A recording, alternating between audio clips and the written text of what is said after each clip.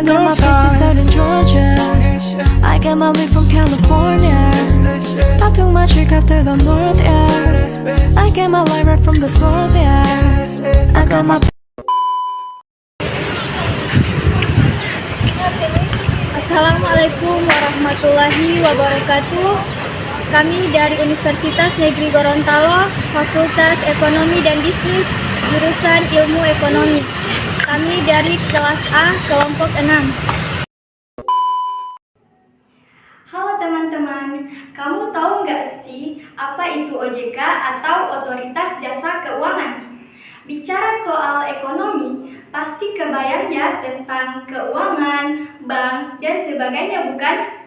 Nah, kamu pernah nggak kepikiran kenapa ya kita bisa percaya untuk menabung sebagian uang kita di bank? Bagaimana jika suatu saat terjadi pencurian atau penipuan dari pihak bank? Lalu apakah uang kita hilang? Apakah kita harus menanggung kerugian? Sebelumnya, kita mempelajari bahwa Bank Sentral atau Bank Indonesia akan melakukan pengawasan terhadap lembaga bank penyedia layanan keuangan. Namun, karena kini fungsinya telah dialihkan, sekarang kenalan lagi yuk dengan salah satu lembaga keuangan di Indonesia yang menjalankan fungsi ini, yakni Otoritas Jasa Keuangan atau disingkat dengan OJK. OJK dan Bank Indonesia ini bersaudara loh, bedanya Bank Indonesia diusulkan sebagai bank sentral yang meregulasi kebijakan moneter. Sementara OJK adalah lembaga khusus untuk mengatur dan mengawasi kegiatan jasa keuangan perbankan. Nah, untuk menjawab pertanyaan sebelumnya, ternyata kita bisa tenang dan tidak perlu khawatir menabung di bank. Karena kondisi tidak akan terjadi selama bank sempat kita menabung oleh OJK. Oh iya, pernahkah kamu memperhatikan bahwa ternyata logo OJK selalu terdapat di bawah logo bank maupun logo lembaga keuangan lainnya? Hal ini karena seluruh lembaga jasa keuangan di Indonesia diwajibkan untuk terdaftar dan dilindungi oleh Otoritas Jasa Keuangan. Kenapa harus begitu? Yuk cari tahu apa sebenarnya OJK itu.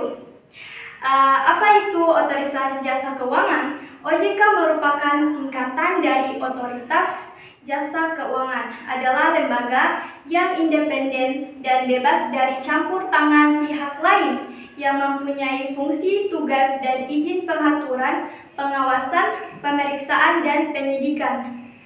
OJK ini dibentuk untuk mendukung kepentingan sektor jasa keuangan secara menyeluruh hingga meningkat daya saing perekonomian Indonesia.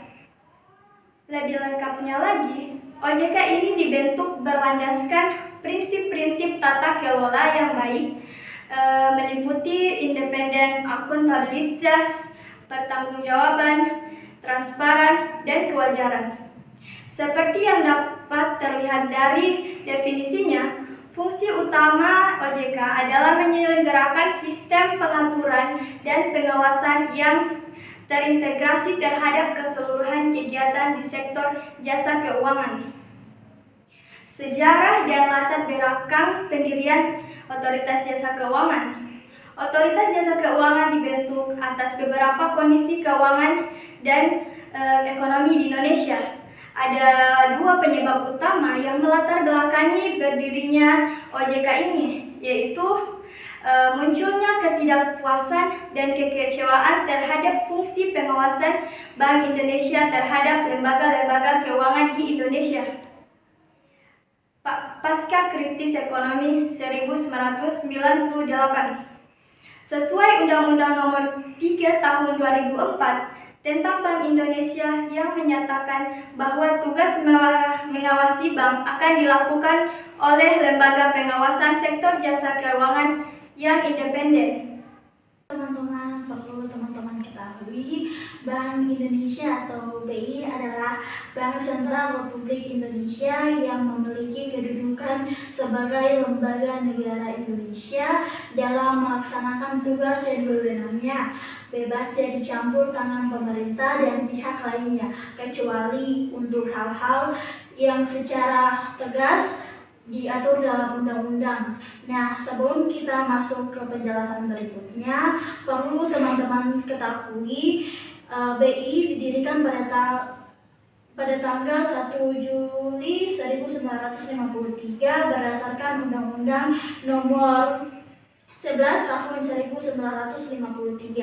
Awalnya bernama Dijkvans Bank atau DJB dan didirikan oleh Belanda pada tahun 1928 dan menjadi Bank Sentral Republik Indonesia berdasarkan Undang-Undang Nomor 23 Tahun 1999. Nah, perlu teman-teman ketahui, BI memiliki peran penting dalam menjaga stabilitas moneter, mengawasi sistem keuangan, dan mendorong pertumbuhan ekonomi nasional.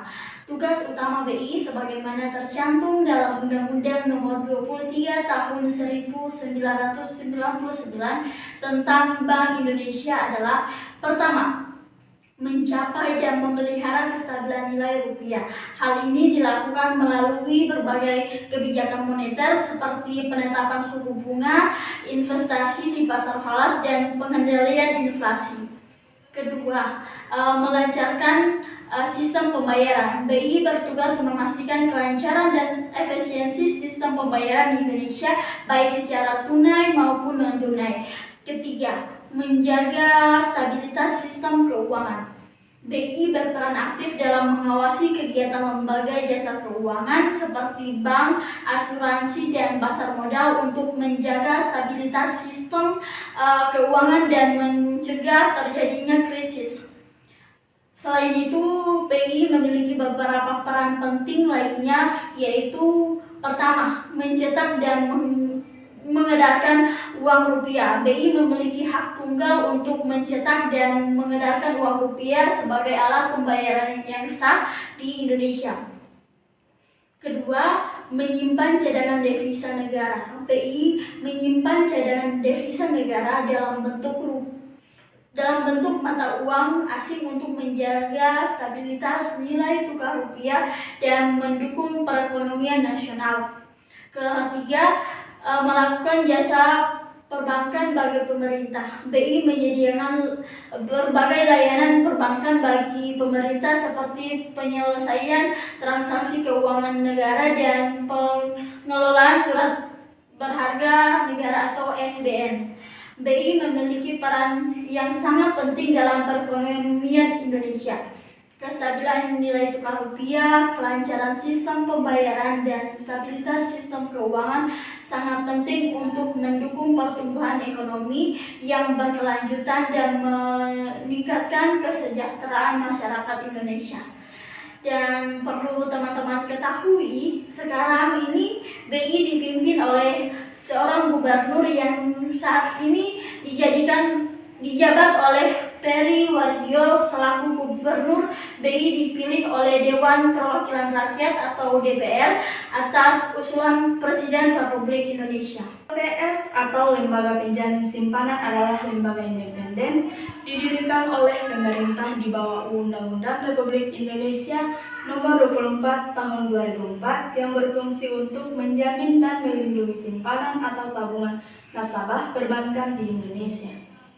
Saat terjadi konflik antar nasabah dan lembaga keuangan, LPS berwenang menjadi penengah dan memutuskan solusi dari konflik tersebut. Latar belakang berdirinya LPS, yaitu awal mula terbentuknya Lembaga Penjamin Simpanan adalah saat krisis moneter di Indonesia 1998 mengakibatkan 16 bank dilikuidasi sehingga masyarakat tidak percaya kepada bank. Padahal perbankan merupakan komponen penting dalam perekonomian nasional. Stabilitas perekonomian secara keseluruhan dipengaruhi sebagian besar oleh kondisi perbankan. LPS hadir sebagai solusi atas masalah tersebut. Hal ini didasarkan pada Keputusan Presiden Nomor 26 Tahun 1998 mengenai jaminan kewajiban pembayaran bank umum dan Keputusan Presiden Nomor 193 Tahun 1998 terkait jaminan kewajiban pembayaran bank perkreditan rakyat. Dengan adanya blanket gurante atau jaminan simpanan, maka kepercayaan masyarakat terhadap industri perbankan tumbuh kembali. Lembaga ini dapat menciptakan rasa aman bagi nasabah yang menyimpan uangnya di bank. Akibatnya, stabilitas sistem perbankan dapat terjaga. Syarat simpanan yang dijamin LPS, yaitu perlu diketahui bahwa tidak seluruh jenis dan produk simpanan dapat dijamin oleh lembaga penjamin simpanan. Terdapat beberapa syarat simpanan akan memperoleh jaminan dan perlindungan oleh lembaga penjamin simpanan adalah sebagai berikut, yaitu nilai tabungan dengan saldo pada tanggal pencabutan izin usaha bank juga akan dijamin pula. Saldo yang dimaksud nomor 1 meliputi yaitu pokok simpanan ditambah bagi hasil sebagai hak nasabah yang timbul karena transaksi prinsip syariah. Pokok simpanan ditambah suku bunga sebagai hak nasabah dari transaksi produk konvensional. Simpanan yang mengandung komponen diskonto akan tercatat pada bilet giro sejak nilai saat ini per tanggal pencabutan izin usaha. Saldo yang dijamin lembaga penjamin simpanan adalah hasil penjumlahan saldo seluruh rekening simpanan nasabah baik tunggal dan gabungan atau joint akun dalam satu bank. Jika nasabah memiliki 2 rekening antara tunggal dan gabungan, maka saldo rekening yang dihitung terlebih dahulu oleh lembaga penjamin simpanan adalah saldo rekening tunggal. Bentuk simpanan yang dijamin oleh lembaga penjamin simpanan adalah sertifikat deposito, giro deposito, tabungan dan bentuk lain yang diakui bank. Jaminan simpanan syariah oleh lembaga penjamin simpanan adalah sebagai berikut, yaitu giro sesuai prinsip wadiyah, giro sesuai prinsip mudharabah atau tabungan sesuai prinsip wadah, tabungan sesuai prinsip mudharabah mutlakah atau prinsip mudharabah mutlakah yang risikonya ditanggung oleh bank.